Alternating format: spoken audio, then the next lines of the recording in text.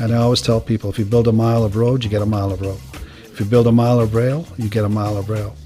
You build a mile of a runway, you get the world. Welcome to Kelowna Talks, where we explore the why behind the decisions that shape your city. Together, we open the curtain and dig deep into current issues, plans, and policies that come out of City Hall. Thanks for joining us as we talk about Kelowna and the topics that matter to you. Hi everyone, I'm Bob Evans, Partnership Director at the City of Kelowna and host of our Kelowna Talks podcast. I acknowledge that our community is located on the traditional, ancestral, unceded territory of the Syilx, Okanagan people. Normally a busy hub, Kelowna International Airport became pretty quiet when travel was suddenly in the rearview mirror with the onset of COVID-19 in early 2020. It's been a long 2 years. As we start to consider travel again and welcome back more flights to YLW, we take a look at what's really happening at the airport and just how important YLW is to the Okanagan's economic recovery. Today, we are talking to Sam Samaddar, our airport director. Welcome, Sam. So tell us a little bit about yourself, Sam. What do you do when you're not at the airport? We'd like to start these things off in a little bit of a casual atmosphere. And are you an aviation buff? Do you like to travel? Are you like done with airports when you go home, or do you have little planes you play with on your desk? Or tell us about yourself. Sure, I'd love to.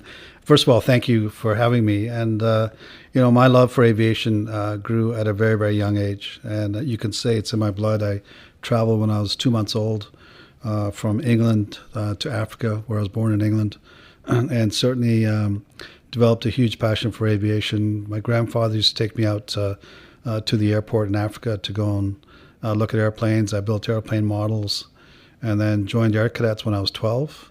I got my private pilot's license at 17. Oh, so you're a pilot. Cool. And eventually got to a position where I was in the aviation business, and so it's a very keen interest. It's something that I've had all my life, and they say in the aviation business is once you get the smell of jet fuel, you just don't go back for life. So, well, that's interesting. So it's it's been part of your DNA for your actual DNA. It absolutely has been, for sure. So, thinking back to February 2020, what was it like watching all of this unfold with someone who's in an intimate perspective on travel? Well, by the time we got to mid-March, we had lost 95% of our traffic in 3 short weeks.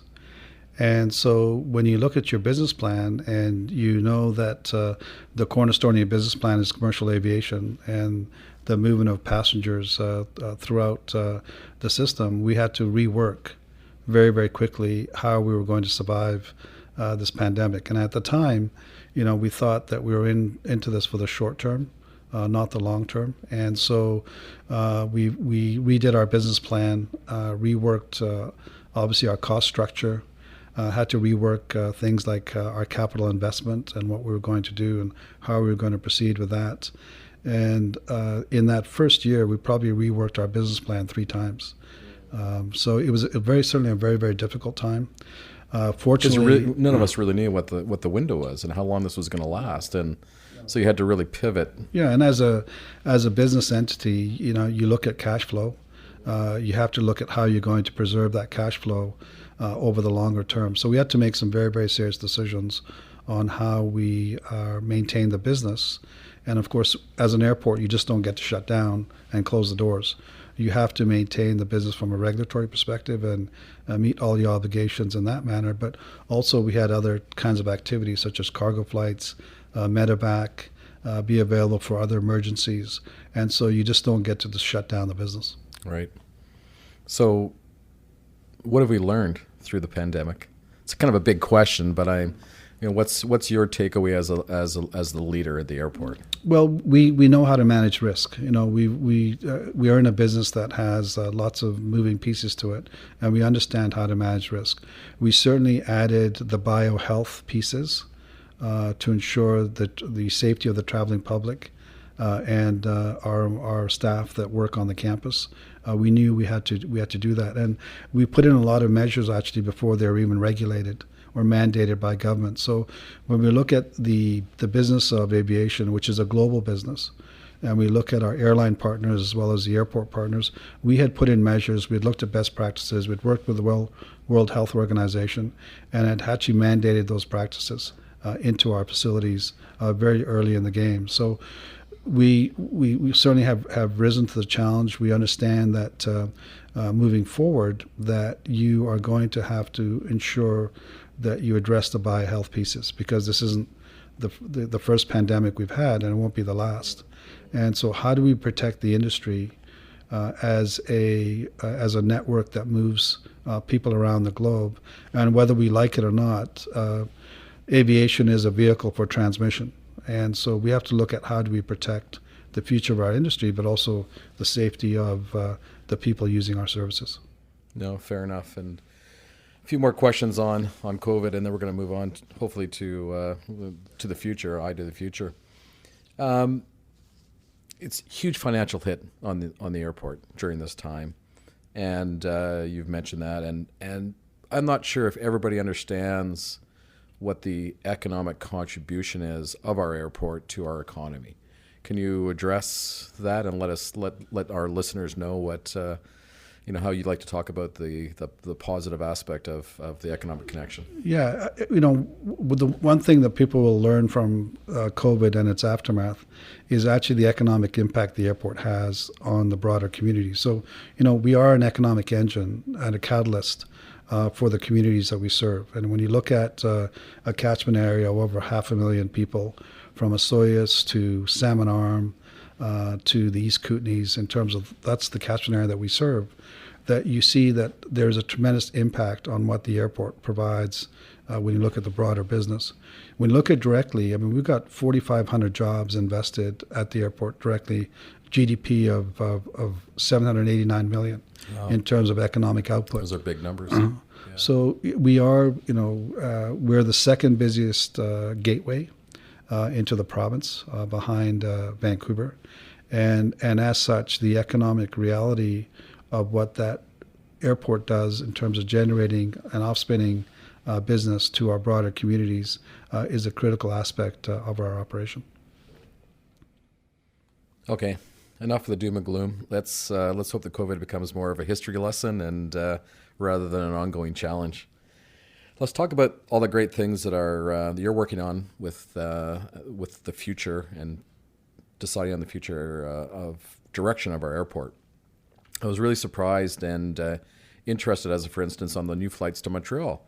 I can see, as you mentioned, it's a gateway for more business travelers than we previously had in the Okanagan. So I'm interested to find out, how do we get new flights and what do you see in our future for connections? Because, after we look at the economics and the impact, all of us are like, okay, where can I fly to next and how do I get there? And, how does something like a flight to Montreal happen? I know it's just not by happenstance.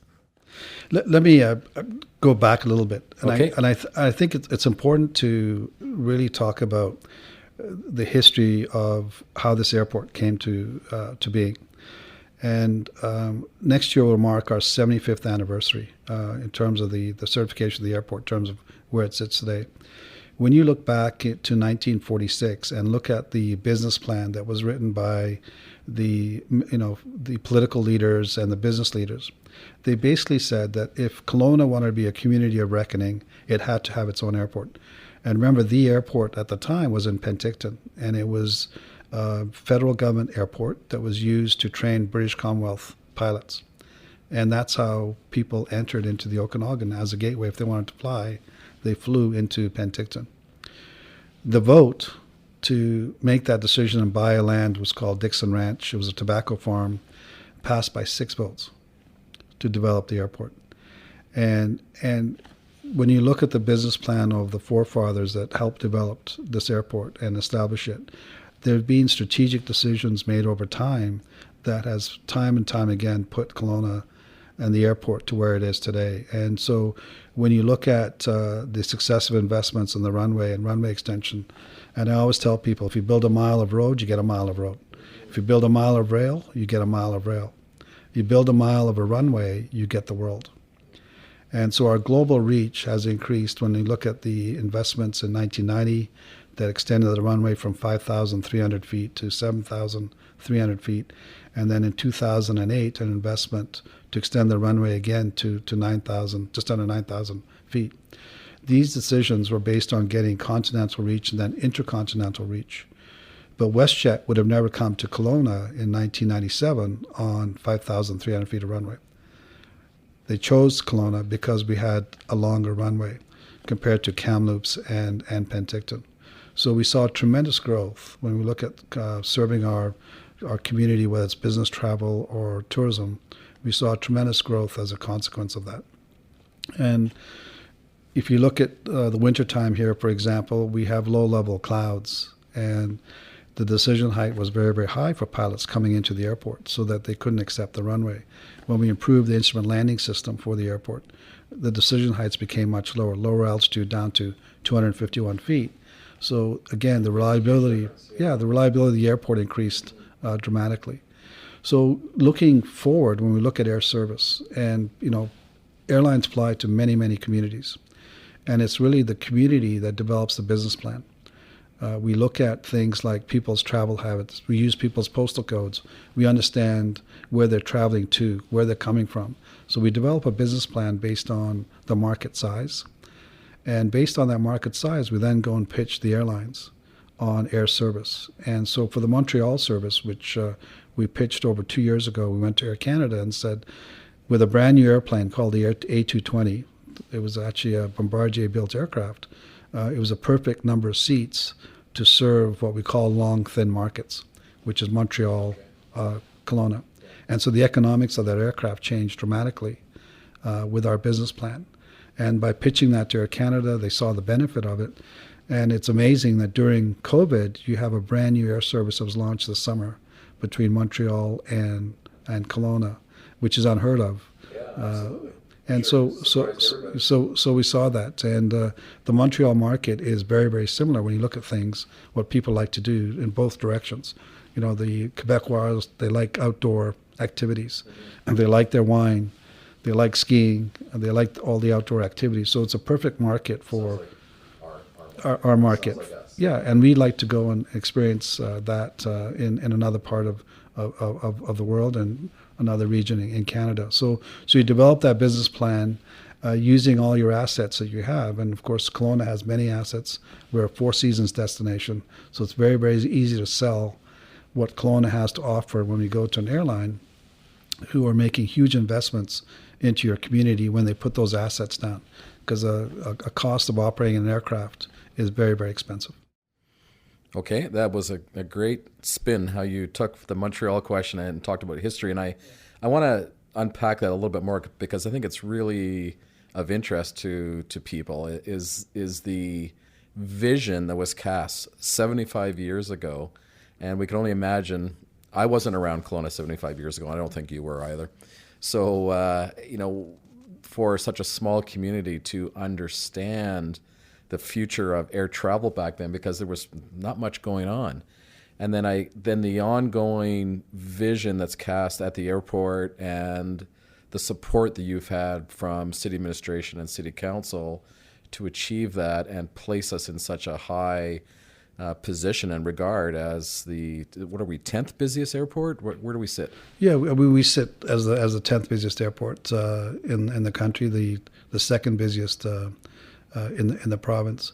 But what we have to look at is, what do we need to do to continue to making those strategic investments and decisions? And we've had tremendous support from council. We've had tremendous support from the business community, not just within Kelowna, but in the entire region. And you do that by, we developed the airport's master plan that takes us out to 2045. We had wide consultation with the entire region in developing that plan, and then developing the strategies that go along with it, whether they're the investment strategies on the capital side. But one of the things that we've always looked at as an airport is to build our infrastructure just in time, so that we're not investing excessively in capital development. But the other secret to our success has been that we've been a low-cost airport, and people don't talk about that very much. So So what does that mean? Like landing fees and takeoff fees, that kind of thing? So when you look at the fees that we charge directly to the airlines, for example, such as landing fees and terminal fees, we're amongst the lowest in the country as it relates to that. When you look at the AIF, the Airport Improvement Fee, which is a contribution to your capital costs, again, we're amongst the lowest in the country in those costs. And when you add and bundle all those costs together, they actually get added on to the price of a ticket. And so by keeping our fees and charges low, and when an airline who has very mobile assets and can move them anywhere in the country, they're obviously looking for a return on their investment. And so they're going to place those assets in those communities where they feel they'll maximize the return, the revenue return on the asset. And so our fees and charges are very, very critical. So how were you able to grow the airport, make capital improvements, but still keep those fees low? Well, there's pieces, innovation that's been involved. And for example, way back going back to 1995, and again, that's history, we combined the services of operations with firefighting. So we have what we developed was called an airport operations specialist, and they do both maintenance work as well as firefighting for aircraft rescue. And so by combining those two disciplines together, we were the first airport in the country to do that. We were able to reduce our costs dramatically, but also have a labor force that is very robust, that can do a multitude of things on our airfield that really contribute to the safe operation of the airport. Okay, wonderful. So let's expand on that a bit. That's where I was going to go next, which is the growth plan for the next 20 years. And you mentioned the Airport Master Plan 2045. What is the long-term vision for the airport? And if we're standing on a hill, as I always like to ask the question, what am I going to see in 20 years looking at Kelowna Airport and hopefully going through and flying different places and physically and I guess schedule-wise? What's your vision? So if we look at the long-term vision, we're going to handle about 3.5 million passengers by 2045.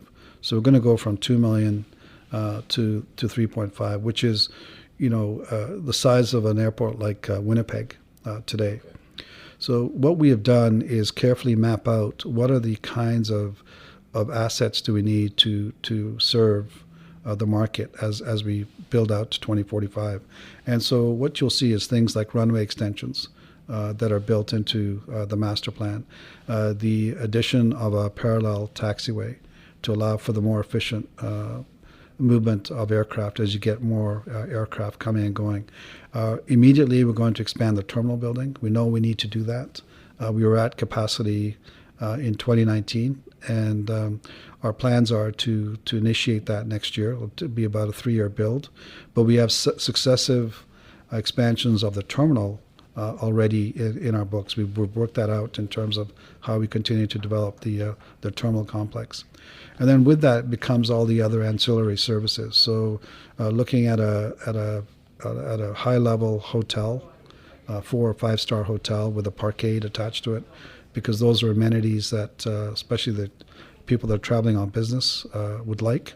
And then as we go beyond that, there's a whole bunch of commercial development in terms of including developing an aerospace campus on the airport as well, which will look at further development of our east lands to allow that to occur. So additional fueling facilities, fixed base operations, allow for more corporate executive aircraft to operate through the airport and provide all those kinds of amenities, as well as continuing to grow the aerospace hub that we have. And one of the things that we haven't talked about is that we actually have the largest private employer. I was going to ask you. So KF Aerospace. With KF Aerospace. Yeah. And a little known fact is that they're the longest privately held aerospace company in Canada, which is an amazing feat for a couple of people who started their business out of their back seat of their car. And so the opportunity to continue to grow that business and complement it with other aerospace businesses on the airport is something that we see is important. So that's been a huge grow. attraction and a catalyst for other spin-off industries at the airport, or what does that look like? It has, because you can bring an aircraft anywhere from around the world into this airport and have it maintained. So that has its own set of advantages. But if you look at things like the helicopter business and look how the helicopters are deployed in our community, whether it's backcountry skiing during the winter with the backcountry resorts that are set up. It's used in farming to help dry cherries and things like that. And then you see it with on the forestry side, as well as dealing with things like forestry fires and other things like that. So the helicopter is a machine that's used very diversely in our region. And so when you look at the repair of helicopters, things like transmissions on helicopters, those are all done, for the most part, done around the airport, and helps build the aerospace cluster. Okay, so the 2045 master plan, can you help us understand a little bit about, you mentioned the hotel and the expanded parking and so on. So what are we going to see in 5 years and 10 years, and what does it look like from a capital projection perspective? Yeah, so for the next 5 years, the most immediate piece you'll see is the hotel development. That's part of that, and that's really a private sector venture. We're providing some support services for that. But the most visible piece for the public will be the expansion of the terminal building. And again, using things like mass timber in construction to showcase BC lumber products. But the other piece in all of this, as we look at the expansion of the airport, is look at our environmental footprint. And so, in terms of reduction of greenhouse gas emissions, moving to electric movers of different assets around the airports, when you look at ground handling equipment that services aircraft and things like that. So we have a plan. We've had a plan for some time that we're moving towards on the environmental side to ensure, as we grow the airport, that we also keep that in check in terms of the environmental footprint of our facilities. Okay. Well, I think we're pretty fortunate to have you at the helm. Hopefully you're going to be here for another, maybe not to 2045, but maybe. And we're coming to the end of our time. Is there anything that I've missed, Sam, that you would like to relay to our listeners about the airport that is things that we should be thinking about and considering? Yeah, I think, to be an airport of the future, you need partnerships with industry, you need partnerships with the community, you need support from the political side. And we've been very, very fortunate in this community over time that all those pieces have come together, and those partnerships continue to grow, which really, as a community, as someone who looks from the outside in, can see that in all aspects of our business that we conduct. And so I really believe that continuing those partnerships will help foster the growth of the community, and the airport will be there to support the community as it grows.